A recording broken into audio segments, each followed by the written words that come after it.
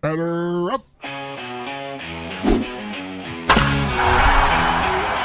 and Chris, they're on the air. Yankees, Mets, they're everywhere. From the Bronx to Queens, the diamond gleams. MLB talk, the ultimate team. MLB is the place to be. Rob and Chris with the pitch you'll see.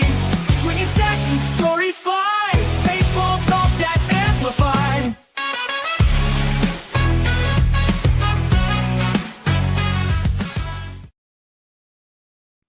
And welcome to a new episode of NYMLB Talk with your host, Chris. We usually have Rob.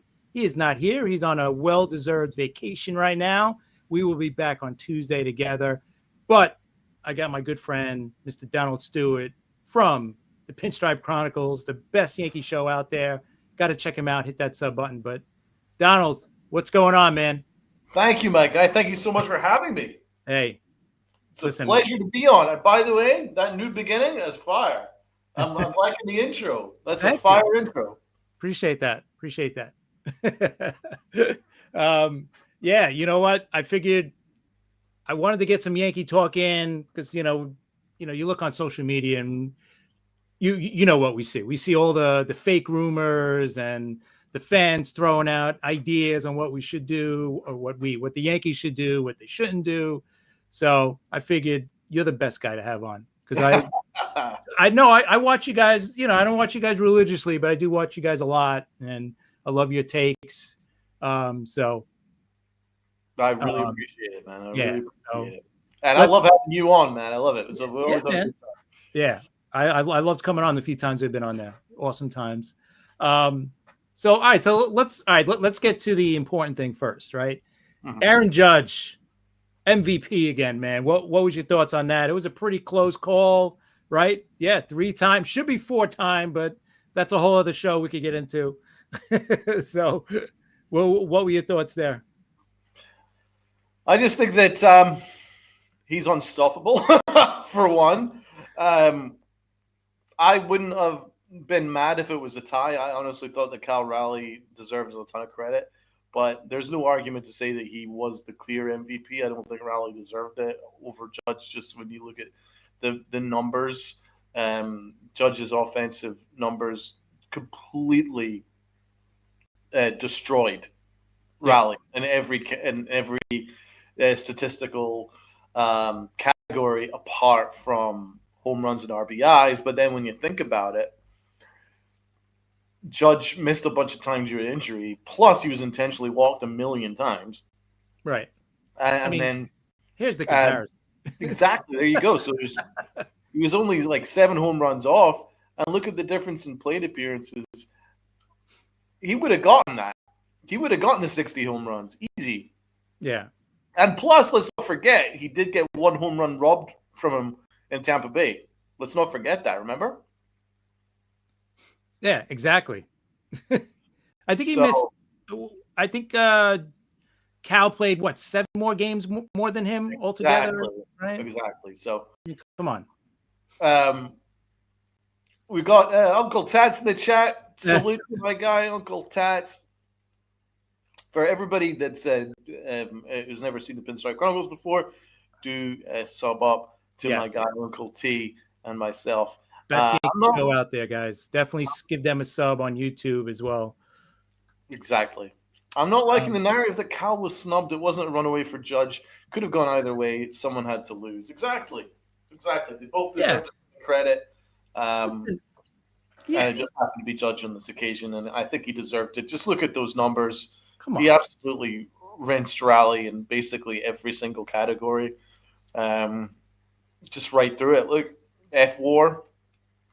B-WAR, defensive run saved, K percentage, walk percentage, OBA, WRC plus, runs, OPS, slug, OBP, average. Come on. And you know what? And like you said, take nothing away from Cal. Cal had an amazing season, and if Judge didn't have the season he had, Cal probably should have won MVP. But look at that season. We can't just. I think I mentioned it last week on the show. I think we're taking like a guy like Aaron Judge for granted sometimes. Like it's like, oh yeah, he only hit he only hit 53 home runs and batted 331, and OPS was 1145. Like, we're throwing out these numbers that we've never really ever seen before. So we're taking guys like him for granted. And I know we get sick of hearing about Shohei, but we're taking him for granted too, because it's something that we've never seen before. And most likely, we're never going to see a Shohei Ohtani ever again. So it's like, it's amazing, these numbers. Like, yeah, the guy hit 60 home runs, but look what Judge did. Look at that on base percentage, 457. That means that basically he was on base almost 50% of the time. Right. Absurd. That is absurd. And I do agree, because I think we do slightly take Judge for granted, because he can wake up on a bad day and hit 50 home runs. That's who he is. He's just like, these are just numbers that are actually fairly routine for him. And it's like stupendous in general, but for him, fairly routine, because he had 62 a couple of years ago. He was outrageous last year, and similarly outrageous this year. You know what's crazy? He's a better player now than he was when he hit 62 home runs. Yeah, I totally agree. Batting 331. Yep. That's the other thing. Batting 331 and hitting 53 home runs is ridiculous, right? I think only 2 or 3 other people have done something like that. So it's just numbers that would just, it's crazy. The part I was thinking about a lot lately is, when is he going to hit that cliff? You know what I mean?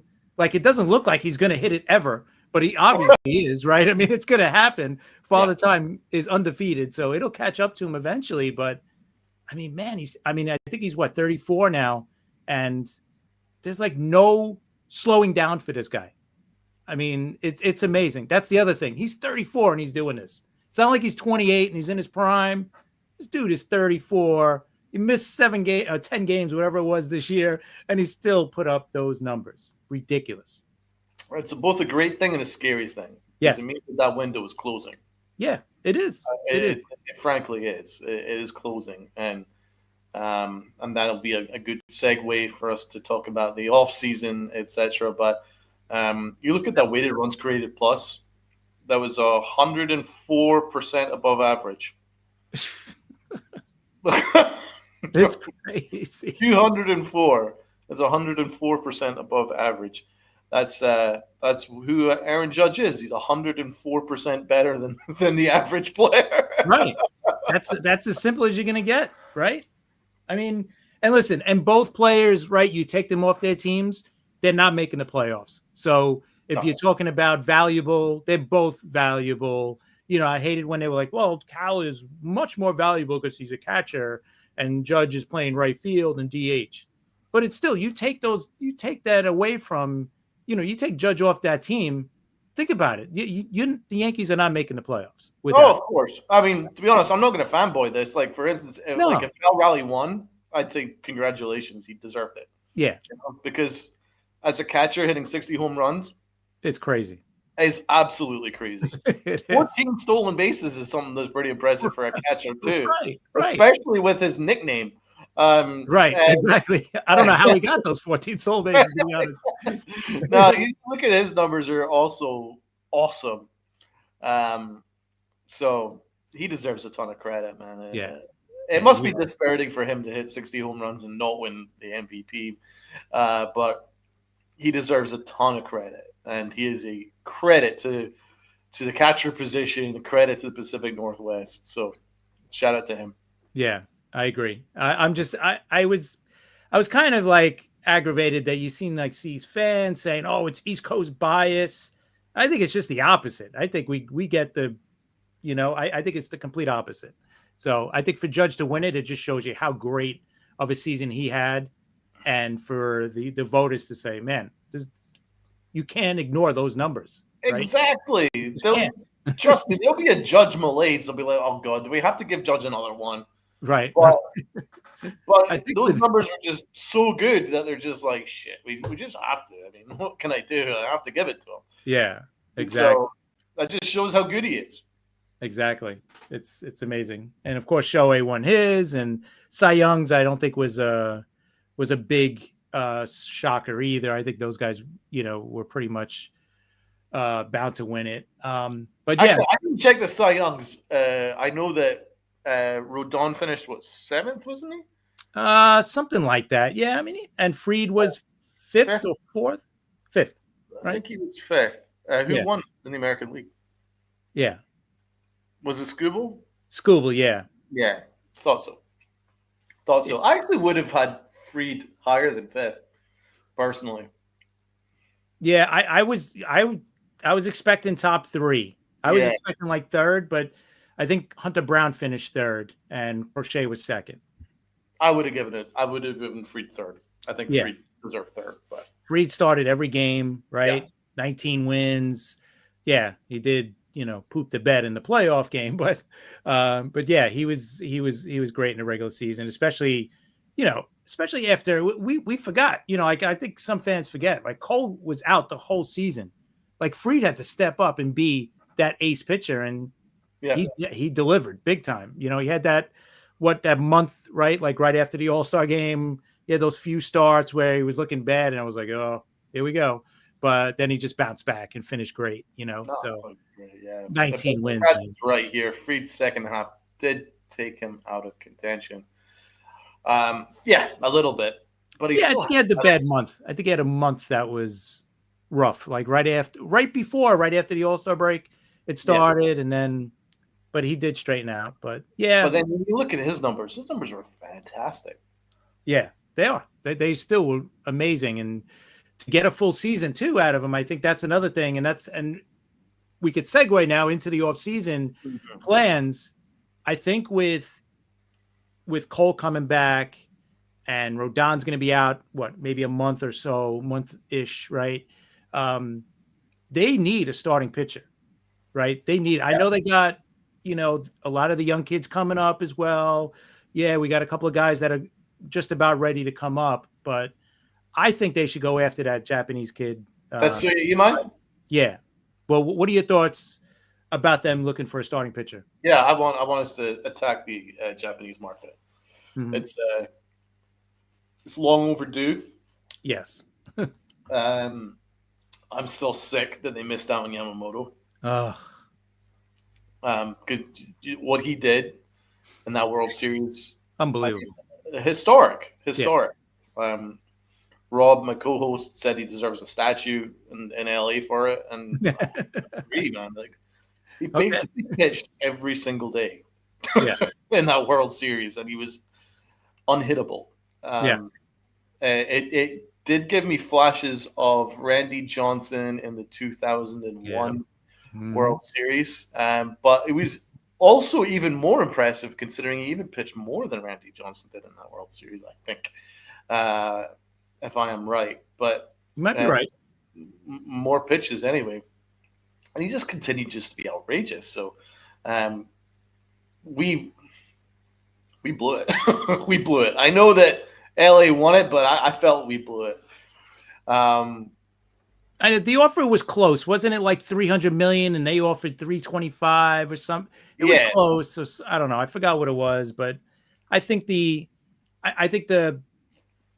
not the rumor, but it seemed like he wanted to go for LA, right? Like he exactly. wanted. When I say they blew it, I think that they blew it because the Dodgers are winning and the Yankees aren't.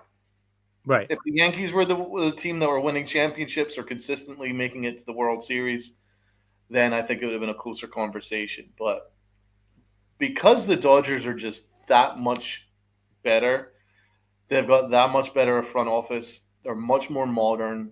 They've got a proven track record of attracting Japanese players, developing great players, acquiring great players just like that now. It's just like nothing for them. Just acquiring just the best of the best. That's far more attractive. Plus they're winning championships. Plus you got the weather. Right. But plus you got Ohtani. I think Ohtani is like that magnet now. It would Now be they- like it would be Sorry. like if a Japanese, team signed Judge or whoever else you want to put in it, Trout in his prime, somebody like that. And if Yeah. American players were starting to, if it was the opposite, yeah, I want to play with that guy. He was, the guy was a hero over here. So I get it. But No, that is true. And the Dodgers shifted some money in order to make that deal work for yeah, but I think that the Yankees would have been far more impressive and attractive if they were, frankly, a better organization. But they've kind of been left behind a little bit. yeah, I Because agree. let's look at it. They got Tanaka. They had Matsui. They had the best. Yeah, The best. And a reason for that was because the Yankees were the best of the best. They overlooked the distance from Japan because the Yankees were the best of the best. yep, Not anymore.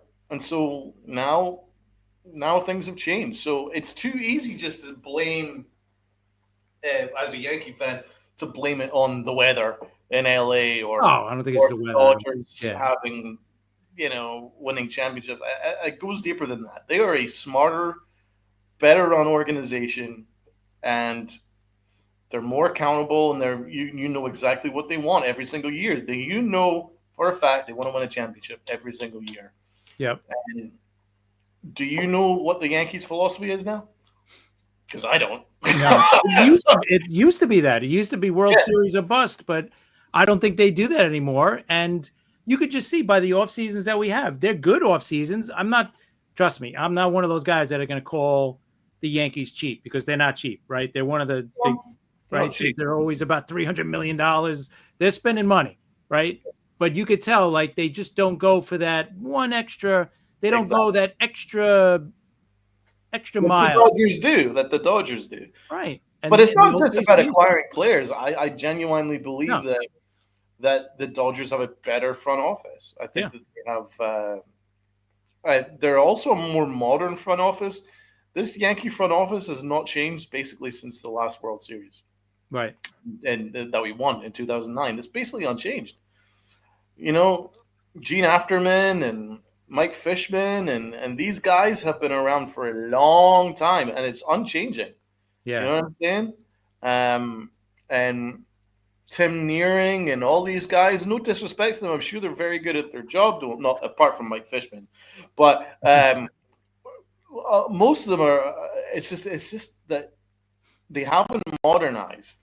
Right. And the Yankees have the biggest analytics department, but I'm not sure it's the best. In fact, I'm convinced it's not the best because we're learning that. they just aren't making use of their resources, Right. and the amount of money that they have to spend each year. Yeah. So, and part of my criticisms of Hal Steinbrenner is not necessarily his checkbook; it's his availability. Like, where is he? Right. You never hear from him. Never hear from him, and that's okay to as long as he sets standards. But I don't believe he's setting any standards right now. Right. Because, like, you never hear from him. There hasn't been even a letter or a message or an interview or anything at all. A PR statement, nothing. The Yankees got embarrassed by the Toronto Blue Jays. First round knockout. Right. First round knockout. That's weird. He hasn't even said anything, and Aaron Judge just won MVP. Cashman Boone wrote something. Why is the owner of the Yankees not said anything? And listen, and I'm not I hate. Oh, if George was here, because it's been a long time, right? It's been about 15 years now that he passed away. Yeah. So I hate that narrative. I hate when people say that because I'm like, the guy's been dead 15 years. If he's still here, he wouldn't be able to function too well, right? He was already at the end. But anyway, it would be so much different I'll say it this way, if we had an owner like George Stein, if Hal was like his dad a little bit more, not even a lot more, just a little bit more, you would see him more. You would hear from him more. You would get more of, we have to win. We have to get We have to be back in Japan. We have to get those players. We don't hear that anymore. It's like, oh yeah, we had a good season, but we didn't end it the right way, or we didn't end it the way we wanted to. No, it's a disappointing ending. We have to get better. If I have to fire, the analytics crew, I'm going to fire them. If I have to fire the coach, I'm going to fire them too. Whatever weakness you see that there is, get rid of them. And they did that review a couple of years ago. That was a farce anyway. It was a farce. Yeah, that was a joke. It was a review that confirmed their own bias. Right, exactly. We're smarter than everybody else. Exactly. To us, we are, at least. That's what's really infuriating about it. It's like they didn't really take that seriously. No. I don't know. And that's the thing. It doesn't have to be. He doesn't have to be George Steinbrenner to do that. In general, most owners who care about their team or care about their business, right, would try and streamline it, or try and modernize it, or try and at least set standards. You know what I'm saying? I mean, anyone who owns a business runs it like that, operates it that way, going, okay, is my employee doing the XYZ to the extent that I need him to? If not, then I'll find another employee to do that. I mean, it's really not. It's not really anything that's reinventing the wheel here. It's just common sense.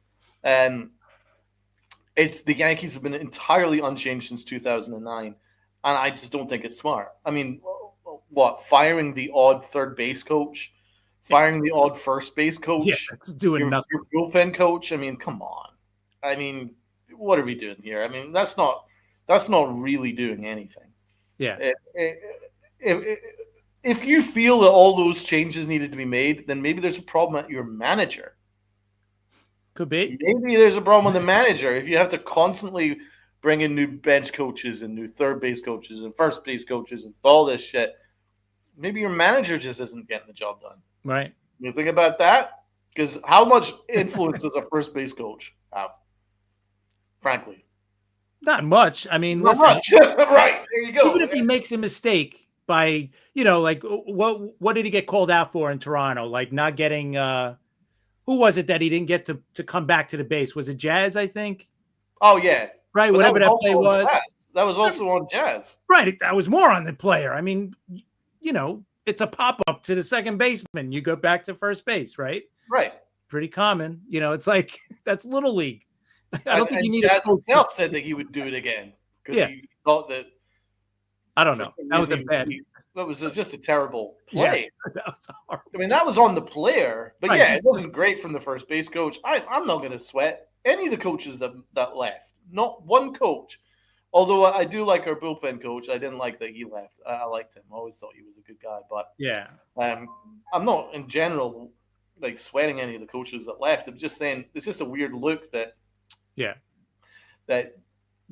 in general they just haven't really made any changes whatsoever. And it's not like the Yankees are the best of the best. I mean, they've only made one World Series since 2009. And they embarrassed themselves last year. 16 years, man. 16 years is a long time. And they finally made it, and they embarrassed themselves. Right. Yeah. And for an average team, 16, if you won a championship in 16 years, you're like, oh, all right, that's not bad. You're not. Yeah. But for the Yankees, I'm sorry, that's not the norm. That's not acceptable. So there has to be changes, and you would think in 16 years there would be some kind of changes, and you don't see it, right? GM has a job for life. Right. Boone is starting to be that way. It seems like he's right. He's like, don't worry about it. I'm good. I'm winning every year. I'm getting to the playoffs. Yeah. That's great for another team, but right. But there's just no, like you said, there's no more standard anymore. I feel like there is none. You don't like, and unless this is their standard. This could very well be this. Sounds like it's what their standard is. If so, communicate it. Right. Tell us. Yeah. Right. If we make the playoffs, we're good. Right. Exactly. We're good. I'm sure it'll go down great. Yeah. Right. Us old dudes, but that have seen us win before. But I mean, at least it's like communicating that, because if you keep saying, we're trying to build a championship team, but then fall short consistently, then you're going to have people that are mad. right? So, Exactly. I mean, they've kind of caught themselves in that lie. Yeah. Because they keep saying, "Oh, we're building our championship team. We're the never." What did Cashman say? We're the fully operational Death Star. All those kind of things. Yeah. And then if you consistently leave positions open going into the new season, and then they fall short, it's gonna reflect on you. Right. But they take no responsibility for that, and I think that's probably what the problem is. Yeah, I know. I'm with you. That's why I don't care what Cashman says, because he spoke the other day. I was like, Yeah. whatever. We know, like, the same lines are coming out of his mouth now, so it's not even worth listening to him. Like, I go by what we hear now with a lot of these reporters are coming out with, like, it sounds like Bellinger seems like he's remember last year Soto was the plan A. It sounds like Bellinger is the plan A, by right? far. Yeah. So let me actually, like, what is your, okay, if Bellinger's the plan A, well, what would be your plan A? A legit plan A, not a, sign everybody type plan A, but what's your legit, like? Not a popular one, but No, I know. my plan A is not Cody Bellinger, Okay. and not close to Cody Bellinger. I think All right, better ways. So it's got to be Kyle Tucker. It would 100% be Kyle Tucker. Okay. Yeah, it would be Kyle Tucker and Tetsuya Imai, and I'd go get Pete Alonso. That's a tough one. Yeah. You know But why? I don't. Obviously, I think that would maybe be overkill getting 2 premier stars, but you could do something where you go one or the other. I just don't think Alonso's a good fit, because we're stuck with, for better or for worse, right? We're stuck with Stanton for the next 2 years, right? He's got 2 more years left. He's not getting traded. He's not getting cut. So I hate when people start bringing that up. Oh, let's try to trade him. A, no one's taking him, and B, he's got a full no trade, so he's not going anywhere. So we're stuck with him for 2 more years, and he can only DH.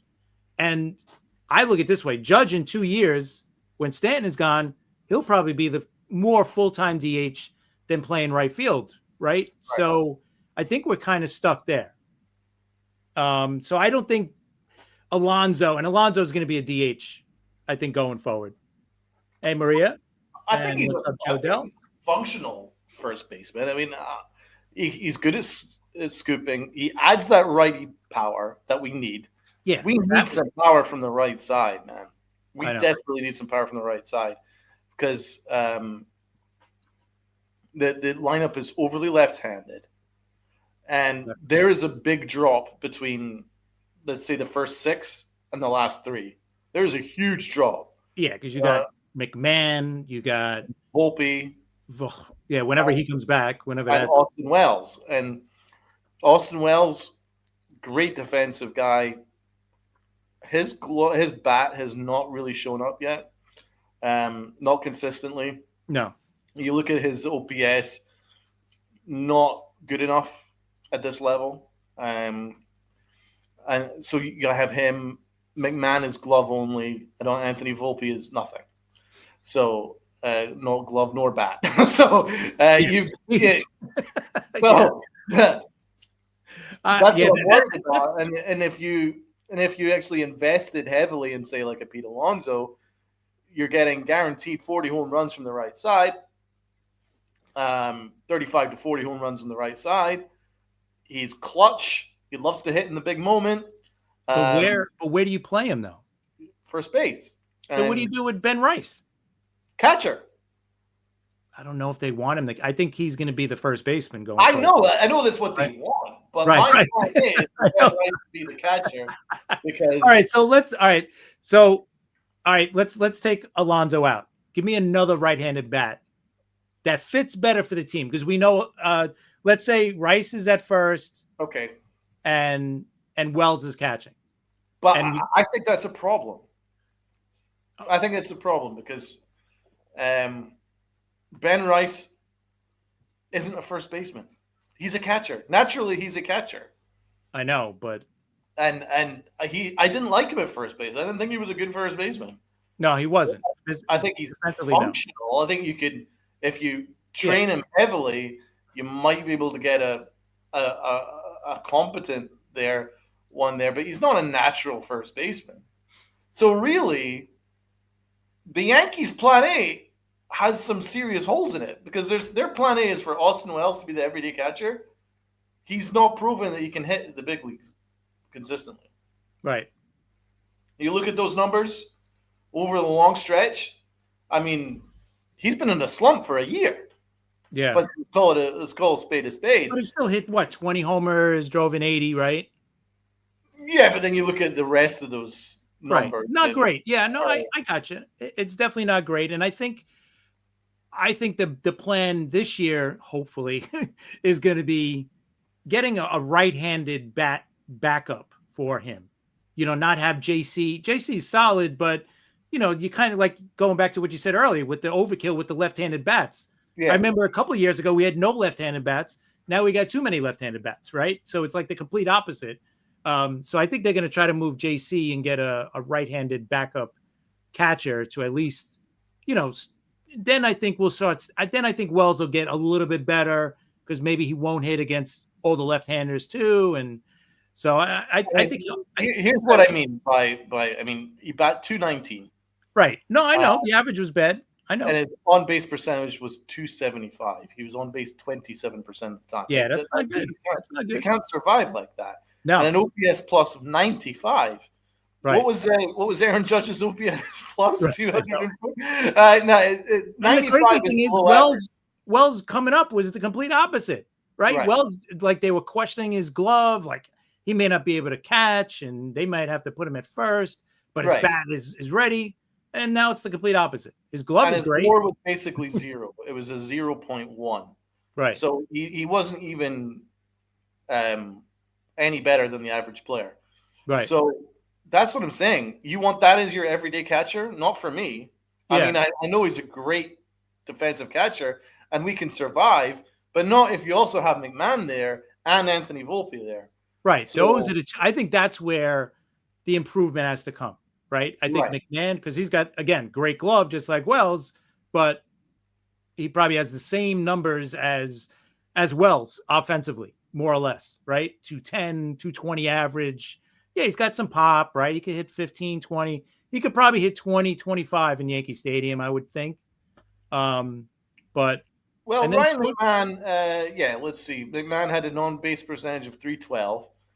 His OPS plus, you're right, was actually worse than Austin Wells. Okay. And his OPS was actually worse than Austin Wells. And that's playing 3/4 of the season in Coors Field.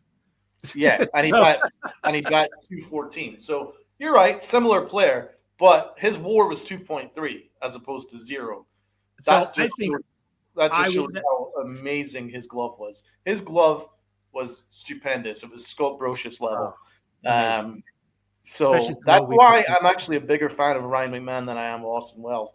You can have a Ryan McMahon play third base, and be absolutely certain that he's going to make the plays. Like, he's a phenomenal third baseman, and we haven't had that in a long time. Yeah, especially with all the lefties we have on the mound.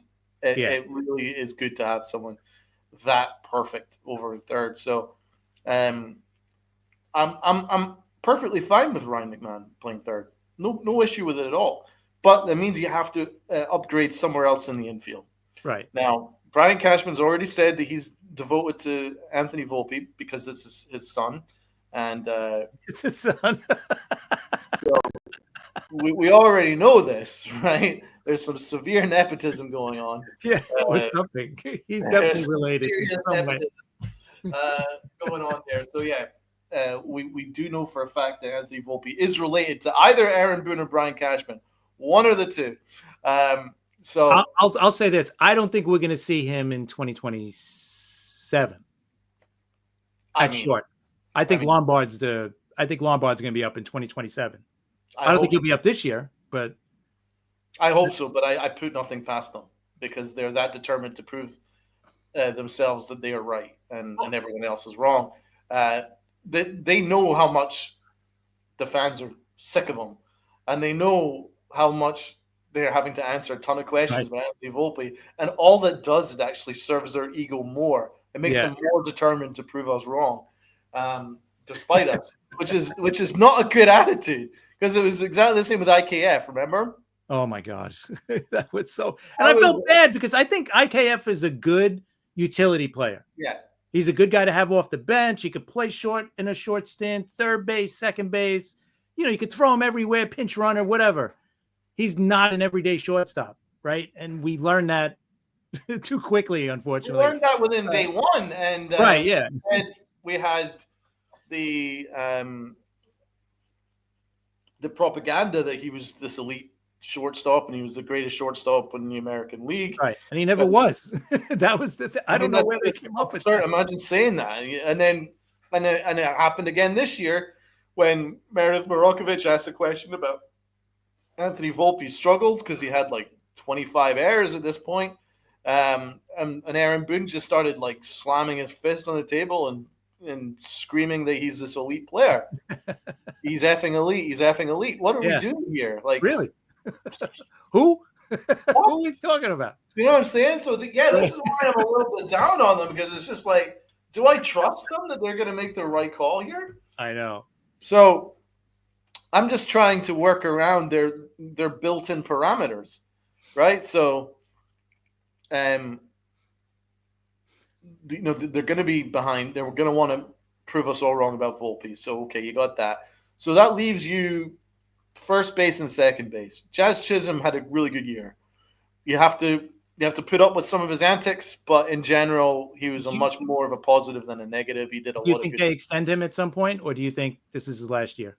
I think they probably will extend him, but trust me, Jazz needs to have a good year. Like we've seen it, because remember, Gleyber Torres did not have a good walk year, and he was gone. Mm-hmm. So Jazz still needs to have a good walk year, and he needs to tone down on some of his antics. Yes, I agree. Antics. Let's just put it that way. He needs to tone down some of those antics, but we're not changing that, because he's someone that's going to give you a 30 year, right? Yeah. Here's a name I wanted. Whoever they get for, if they end up with Bellinger, if they end up with Tucker, it's one of the two. I'm going to guess. But what about this for center field? What about Luis Robert from the White Sox? Trade for him?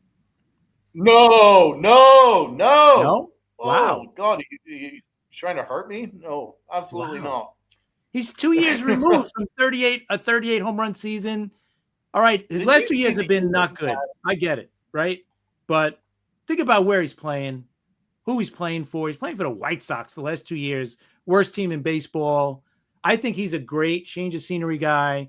He's also got basically this year, and then he's got a team option for next year. So it's basically a 1 year tryout, rental, whatever you want to call it. If he works out, he doesn't work out. You know what I mean? He's an elite defender in center. I don't know. Speed in the. Well, here's his stats. Yeah, no, last years are not good. Yeah, you're not going to be. OPS is 661, and that's about 50 points below average. Right. Yeah. OPS plus 85, which is 15 points below average. On base percentage 297. 297. So he's never on base, and he hit 14 home runs, bro. 14. All right, go to look at his 2023 season. But I mean, you can't forget what we just had. It's just like, that's the sample size. 2023 was good, right? There's no doubt about it. That was his big year. But no, I think right. I just think he's a good change of scenery guy. I mean, I'm sorry. Look at this. Right? 13 home runs in 2021. 2022, 12 home runs. 38 in 2023. Like, what happened here? 2024, 14. 2025, 14. This is who he is.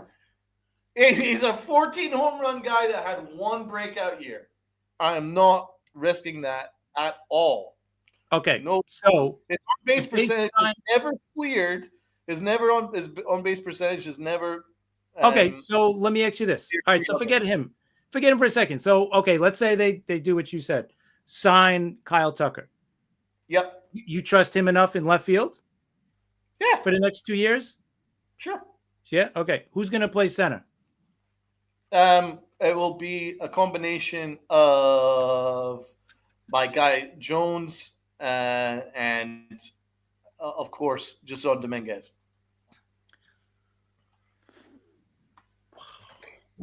That's his natural position. That's his natural position, Jason Dominguez. But his natural position. Let's go back. Even in the minors, his natural position was center field. You're absolutely correct. But he wasn't a great center fielder. That's the problem. But Spencer Jones is. Yes, he's definitely. So I trust him more than Dominguez. I'm okay with trading Dominguez for something else, right? Because you could always get a fourth outfielder, whoever you want to talk about as your fourth outfielder there. But I would use Dominguez and trade him possibly for a pitcher, relief pitcher, some third baseman. We're talking about we need. You don't actually value Dominguez that highly. I don't know. I don't know. I don't know how to think of him because the Yankees don't. Yeah, and I don't know how good he is. I think his bat's going to be good. I don't know if he's ever going to be this, the way he was compared years ago as the next Mike Trout and all that. No, I don't think he's going to be a 40 home run guy or something like that. But I could see him being a 20-20 guy, 280, 290. I could see him doing that possibly. But I just don't know where you're going to put him position-wise because defensively, he was not good. Maybe if he plays more, right, he'll get better. And I'm hoping he's playing in the Dominican Republic, I think, right, over the winter. Yes, he is. Right, so I'm not prepared to trade him yet. We never really saw him last year. Like the Yankees are culpable for why Dominguez is even in these conversations. Yeah. Because they played him out of position. They stuck him in left field and then never gave him a consistent run in left field. Yeah, that too. I agree. They moved off him very quickly. They brought in some dude from the Rockies. I can't even remember his freaking name. Austin Slater, and he was playing outfield over Jason Dominguez. Imagine doing that to your top prospect, who was quote unquote the Martian at one point. Know. You know what I'm saying? Yeah, it made no sense. It made no sense. No, but the Yankees aren't invested in him, but they are invested in Anthony Volpe. That's just like this narrative that just doesn't make any sense. Because if you look at the connection there, I think, like you said, nepotism. I think is it is. It has to be. It has to be. If you look at the straight up numbers of Dominguez and Anthony Volpe, Dominguez wipes the floor. Yes. With Anthony Volpe. Yeah. And in almost every category, and yet there's one rule for Volpe and another for Dominguez. One is because Volpe plays shortstop, but the Yankees never gave Dominguez that same chance, so I can't really blame Dominguez. Right. Yet I need to see another year of him. So before I consider trading him, I want to give him one more chance. I want to give him this opportunity. There is an outfield slot for him and Spencer Jones to fight it out. They can have a battle. And, see, I don't think they're both going to be on this team this year. I think one of them. I would argue that they probably should because Spencer Jones has done everything. Yeah, no, he should be right. He should be on the opening day roster. If they don't trade him, he should definitely be. It should not be a AAA thing. There's nothing else that guy has to do in AAA. No, there's nothing else for him to prove in AAA. He's not going to learn anything else at this stage. So either use him or trade him at this point. And he's a pretty good glove in center field, right? Very good. Yeah, so we're good there, at least glove-wise. So even if he does struggle a little bit offensively, at least you could throw him out in the field and he's not going to be a total, poop show. Right. Like Dominguez was a little bit last year in left field. He wasn't too comfortable out there. But, like, getting back to what you said, too, like they didn't give him enough time out there to get better. It seemed like, it was like 2 games and then they would bench him for 2 or 3 games. They kind of Clint Frazier'd him. And yeah, exactly. Normally, if you Clint Frazier someone, right, then you're going to end up like Clint Frazier did, which is out of the game. So, like, I'm a little worried. They've done this before. But this is the kind of thing where when I asked you at the start of the show, what is the Yankees' philosophy? Because, they don't trade their prospects, their top prospects. They refuse to trade them. Right. But what's their plan for them? Right. And now you've got this situation here where you got two guys that are too good for AAA, but we don't know if they're good enough yet for the big leagues. Right. But you have to give them a chance. But that means that it's going to be at the expense maybe of someone who is ready to play every single day in the major league level.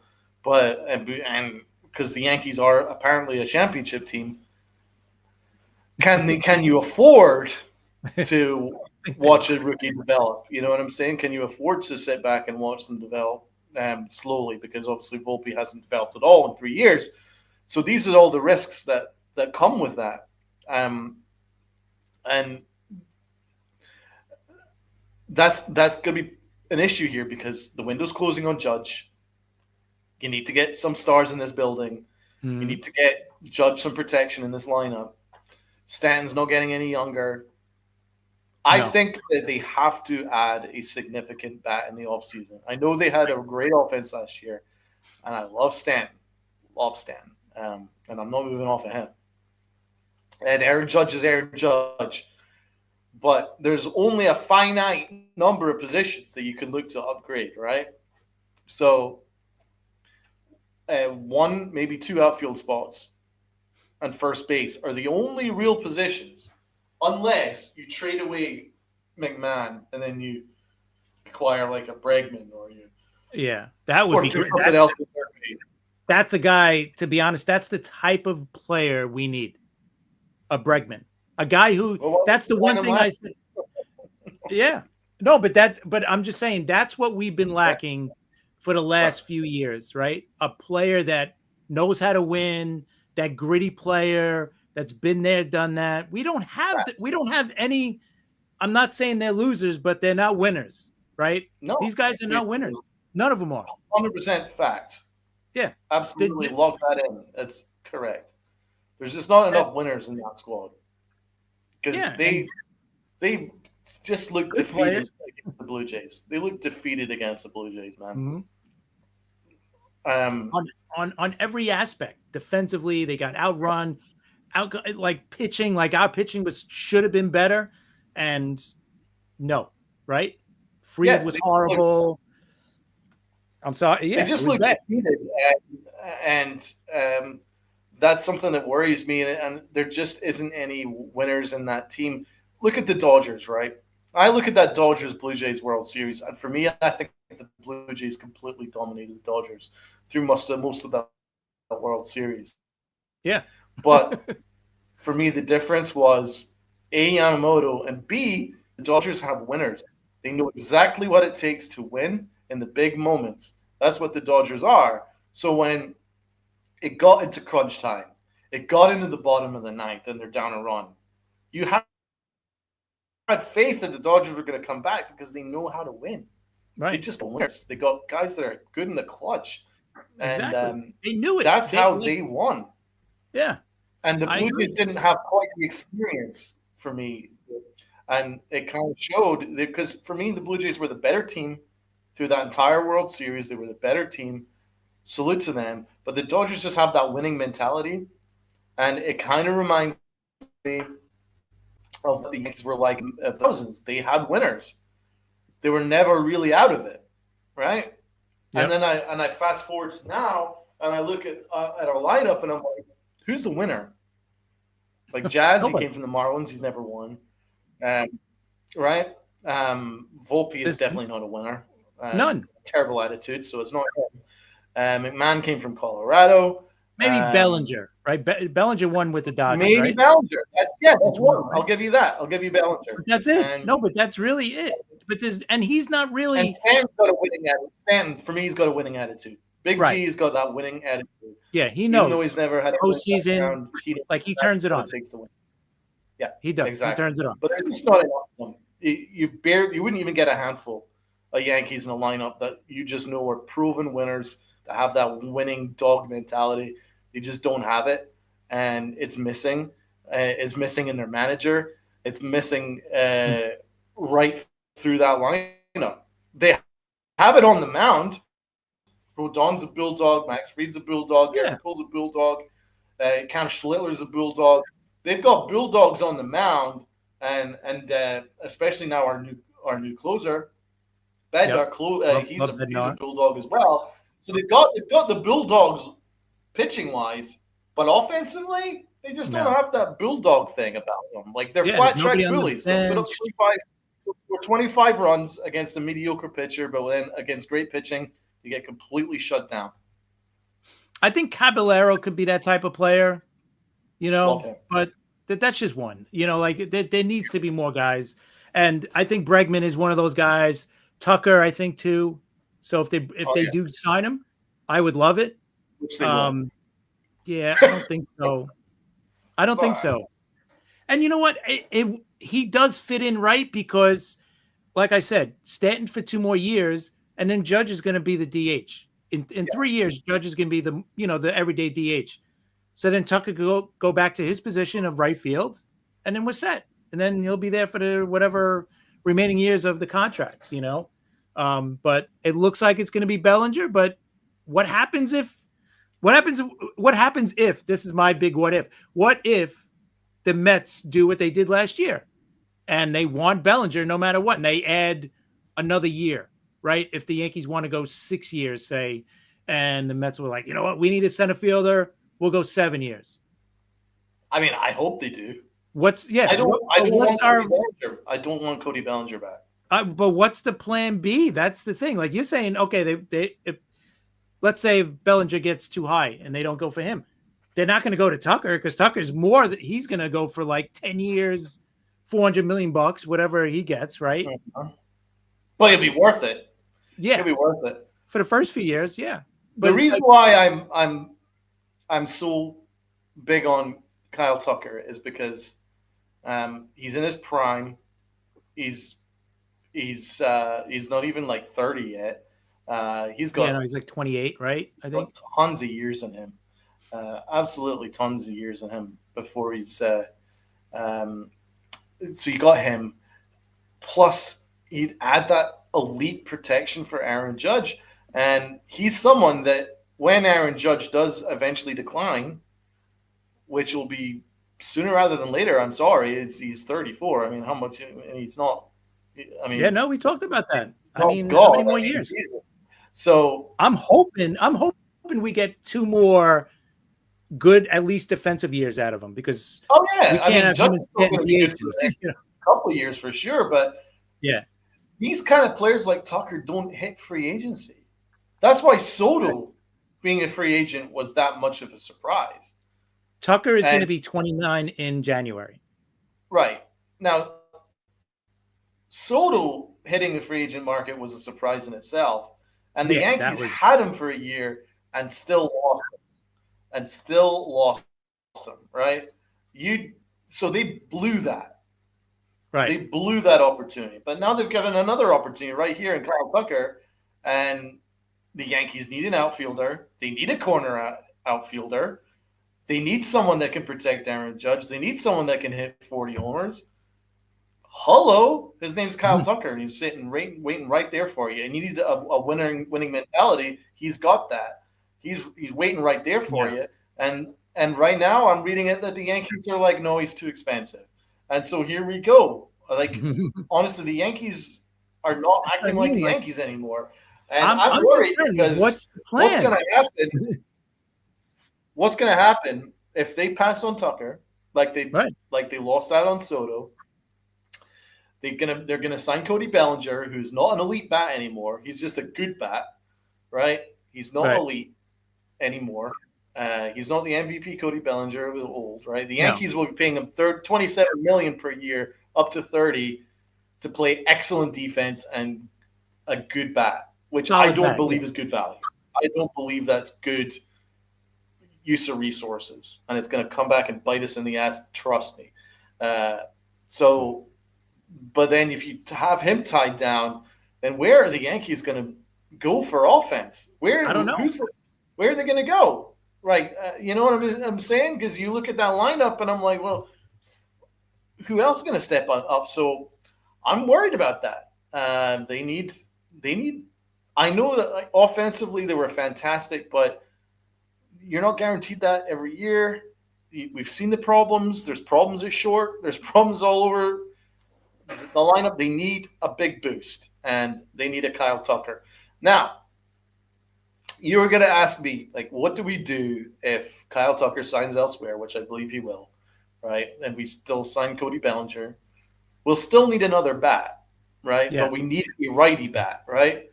So how about my guy? Let's think of that. We need a first baseman. Yeah, right? I thought of I would consider, this is my suggestion, Josh Naylor. But he's not a righty bat. He's a lefty bat. right. But Josh Naylor would be my suggestion. Someone who almost hit 300 last year, 20 homers, decent on base percentage, good OPS plus, good WAR. Like he's a good contact hitter, decent glove. Naylor would be someone that I would consider, if not Pete Alonso. But he's a lefty. We need a righty bat. So that's not going to work. Another suggestion I would have is Brendan Donovan. Love Brendan Donovan, but he's also another lefty bat. But he would address the leadoff spot. And you could put him at second, third, outfield, right? He's more of, you can move him around, which I think the Yankees like that. So I could see them going for him. I think he's a great addition, but I like the other Japanese guy, Okamoto, not Murakami. Okamoto could play first and third, right-handed bat, solid glove. You know, that would be. I think that's the better one because he could play first and third, and you can mix and match with him and Yarbrough at third, with Rice at first base. I think Rice is the first baseman. So I don't know if they're going to sign like a Naylor type of guy, like an everyday first baseman. I think they want to get, like what you're saying, a right-handed bat. It's just that. So I think Bregman, man, he's perfect. He's perfect. He's perfect. So that means trading Wade McMahon, which is fine. I don't know if they can. I'm sure they can. I mean, he's not making that much money. He's only making $15 million for the next 2 years, right? 2 for 30. Yeah. That's really not that much. I mean, I know he's not the greatest bat, but like you said, his glove is no, excellent. I would love Bregman, and we should have signed Bregman last offseason. Yeah. So if we and he was waiting right until the very last day. So like the fact that we didn't get him in doesn't give me the high confidence that the Yankees will go and right that wrong this year. No, probably not. Probably not. I'm not quite sure where the Yankees are going to go, but the only thing I'm certain of is they're going to sign Cody Bellinger, and that's pretty much a start. I think it's pretty much a locked in because everything you hear, right? Everyone is saying it's Cody Bellinger, Cody Bellinger, Cody Bellinger. Brian Cashman said it's Cody Bellinger, Cody Bellinger, Cody Bellinger. But the Mets do like him too. That's the problem. The Mets do like him too, and the Mets have shown that they'll go that little extra mile for their guy that they want. Right? Whether it's like last year with Soto, they did what they had to do to get him, and you know. Well, it's a no-lose scenario for the Mets because if they get in a bidding war, the Yankees will overpay for Cody Bellinger. They will, and then they'll be locked in on him for 7 to 8 years, and we'll have to pay him almost $30 million a year, which he is not worth. Right. And I know it's not a popular opinion because Cody really did great as a Yankee. Like, he was great. Yeah, he was really good last year. I agree. Like, in our Pinstripe Chronicles show, we gave him the low-key MVP award. He was awesome. It's nothing against him as a player. He's a very good player. Awesome glove. Awesome mentality. Love that mentality. I'm just looking at the future. I'm looking at between now and the future. Now, had he opted in, I'd have been delighted. Mm-hmm. Because you're getting a steal. You're getting him for $20 million. Yeah. Great. But that wasn't happening. That wasn't going to happen. But I'm worried about paying him for the next 7 to 8 years. And you know the Yankees don't like opt-outs. They don't do that. No. So I'm looking at it and I'm going, well, 4 of his last 5 years prior to becoming a Yankee, he was below average. He had 4 Right. below average seasons out of 5 before becoming a Yankee. Right. So, like, are you expecting him to be what he was this past year? For the Exactly. next, like you said, if we have to sign him for 7 years, I think 7 would be. I don't Crazy. want him for 7. Yeah, No, not at 5 or all. 6 is where I would kind of keep it. I think even 6 a is month. like crazy. I mean, Yeah. for me, I think a 3-year deal, like Right. 3 years, I'm not going any more than that. And I know we'd lose him because of it, but Yeah. No, I'm with you. smart organizations think of these things. And I think the Yankees get too emotional, and they're like, "Oh, we love Cody Bellinger. His dad's a Yankee. Bellinger was the heart and soul of his team last year, along with Aaron Judge. Pay him whatever he wants." But they had the same attitude with DJ LeMahieu, Yeah. and they paid over the odds for DJ for too long. They got overly emotional because he had back-to-back MVP seasons, caliber seasons. They're like, we have to extend him, But then they extend him for 6 years, and he was basically toast for the last 4 years of that deal. And then they were tied to that albatross. Yeah. That was bad. Through someone who didn't provide you any offense and only provided you defense. And I think that's what's going to happen to Cody Bellinger because already his power is declining. Right. Right. He's not a 40 home run guy anymore. Not anymore. No, he's someone that'll barely crack 20. Right. So is that someone that I want to pay $30 million per year for? Yeah. Probably not. I think you can get what he gave you for a hell of a lot cheaper. In fact, let's just look at his numbers, just as a matter of interest.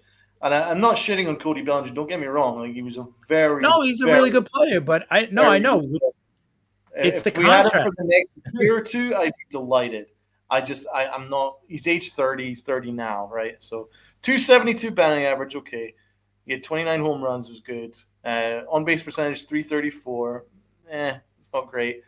The OPS was good, 813, and a 5 WAR. Okay, so those are actually really good numbers. But his previous year. No, but the thing is, how many more years too are you going to get? Because if he's 30 now, year was not good. In 2024, he had 18 home runs, and an OPS of just 750. He had a great year with the Cubs in 2023, but then in 2022, the Dodgers basically got rid of him for nothing, right? Because he batted 10, and that's what I'm worried about. Like if you look at his WARs, 2020 he had a 1 WAR, 2021 he had a -1 WAR. I don't even know how you get a -1 WAR. He got that in 2021. 2022 he had a 1 WAR. 2023 he went to the Cubs, had a breakout year. Had a WAR of 4.8.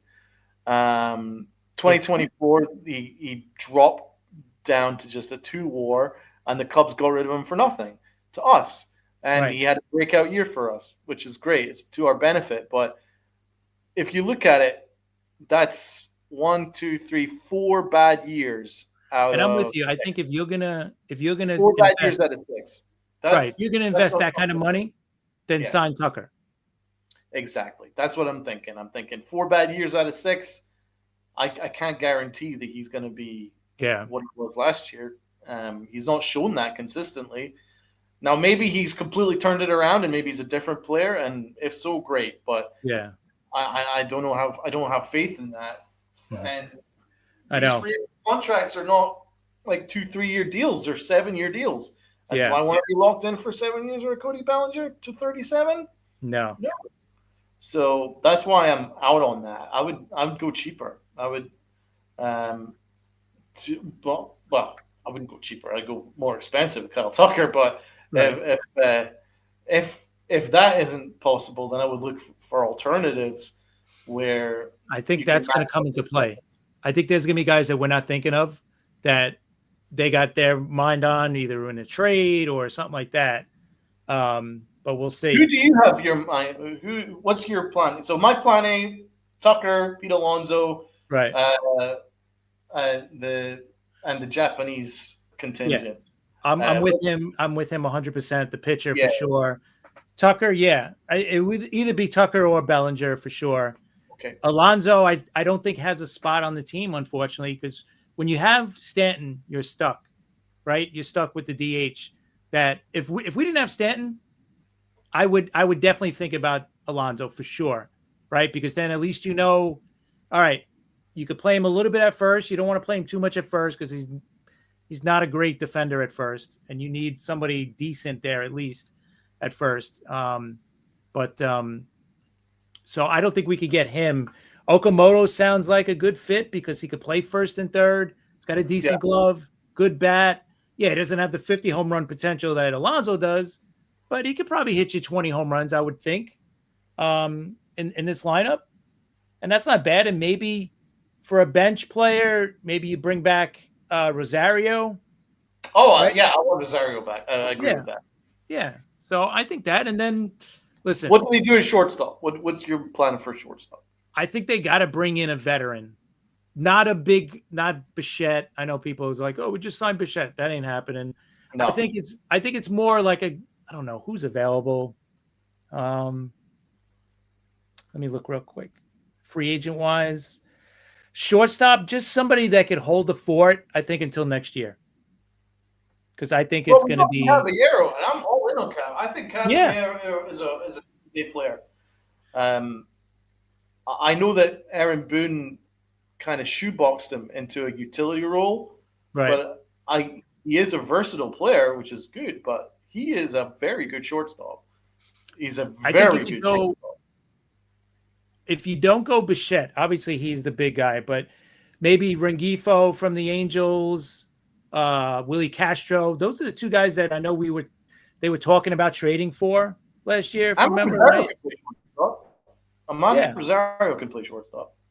Yeah, I don't know if you want him there every day, but obviously not a great shortstop. No. But I would go with one of those. He's someone that you could platoon there against lefties. He could be a platoon guy against lefties. And Caballero, I think, is an everyday caliber shortstop, and I think he'd be fine. Yeah. And then obviously Volpe is going to come back at some point, and then you can have him in the mix. And then there's also Oswaldo Cabrera. Don't forget about him. He should be back by spring training.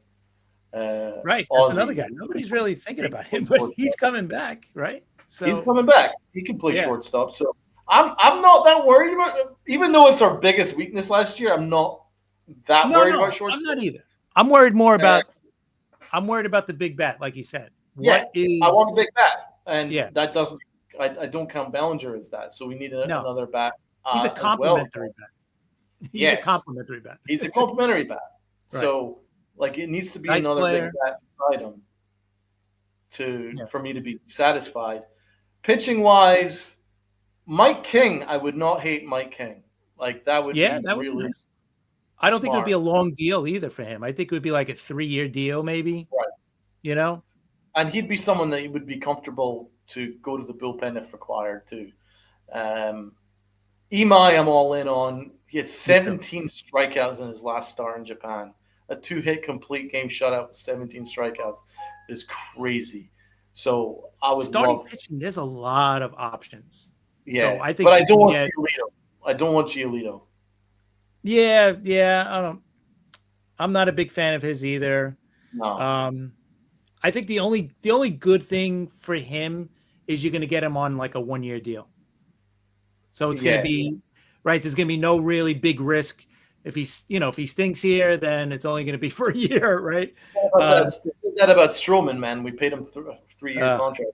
Yeah, that can never happen again. They can't do that.